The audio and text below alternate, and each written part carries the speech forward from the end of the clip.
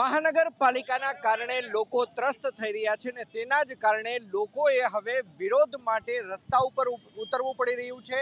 વગડ ચોકડી ખાતે હાલ વિરોધ ચાલી રહ્યો છે અને સ્થાનિકો આપણી સાથે છે।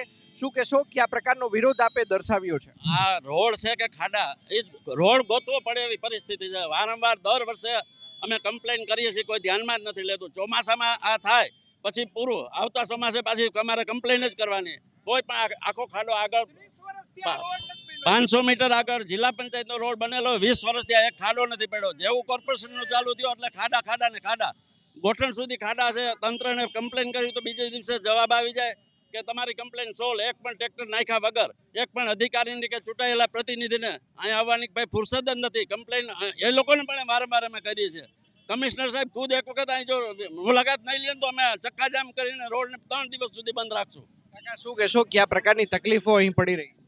ઉપર રાવકી ઇન્ડસ્ટ્રીયલ એરિયા મોટો છે અને 7 ગામનો રસ્તો છે। પાડ રાવકી લોધિકા સુધીનો રસ્તો છે।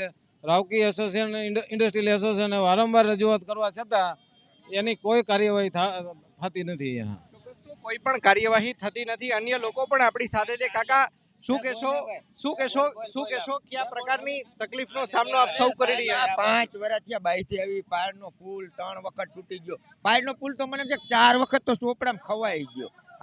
આ કેવડા પેટ છે ને એ ભ્રષ્ટાચારમાં નથી ખબર પડતી। આ વરોવરે આડોઈ રકાબી છે, રકાબીને ઊંધી કરો ને તો જ પાણી જાય।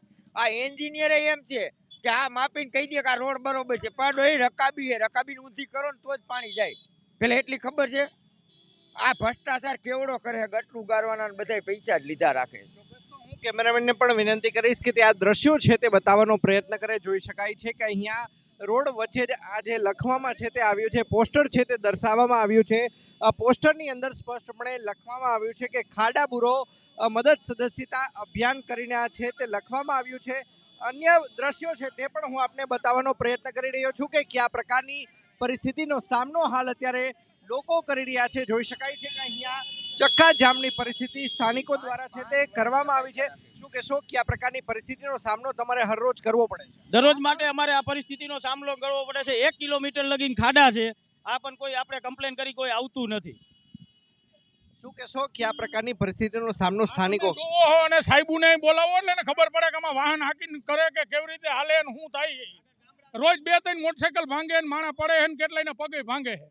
આમને મજા પાર ગામનો પુલ જોવો તો એવો, અહીંયા એવો તો જવું ક્યાં અમારે? અને પૂરો ભ્રષ્ટાચાર। કાકા શું કહેશો કે આ પ્રકારની પરિસ્થિતિ? 10 ગામનો રસ્તો છે, ઉપર 10 ગામ છે અને રાવકીના 2000 તો કારખાના છે, 2000 કારખાના છે રાવકીમાં।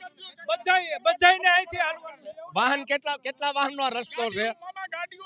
તમે ગાડીની પરિસ્થિતિ, ગાડીની તો જો કેટલા ગાડીનો રસ્તો છે। અમે કેટલી રજૂઆત, કોઈ સાંભળતું નથી, કોઈ સાંભળતું જ નથી, કોઈ જોઈ નજરે જોવા આવવાનું નહીં, કાંઈ નહીં। ચોક્કસ તો હું કેમેરામેનને પણ વિનંતી કરીશ કે તે આ દ્રશ્યો બતાવવાનો પ્રયત્ન કરે। જોઈ શકાય છે કે કઈ રીતે રિક્ષા છે તે ફસાઈ ચૂકી છે, 2 વ્હીલર 4 વ્હીલર છે તે ખાસ કરીને ફસાયેલા છે તે જોવા મળી રહ્યા છે। લોકોને પારાવાર હાલાકીનો સામનો કરવો પડી રહ્યો છે। લોકોનું કહેવું છે કે તેમને તંત્રને અનેક વખત રજૂઆત કરી છે, પરંતુ તંત્ર દ્વારા કોઈ પણ જાતની પ્રત્યુત્તર આપવામાં નથી આવી રહ્યો। કોઈ પણ જાતની અહીંયા સમાધાન છે તે લાવવામાં નથી આવી રહ્યું। અંકિત પોપટ, ન્યૂઝ 18 ગુજરાતી, રાજકોટ।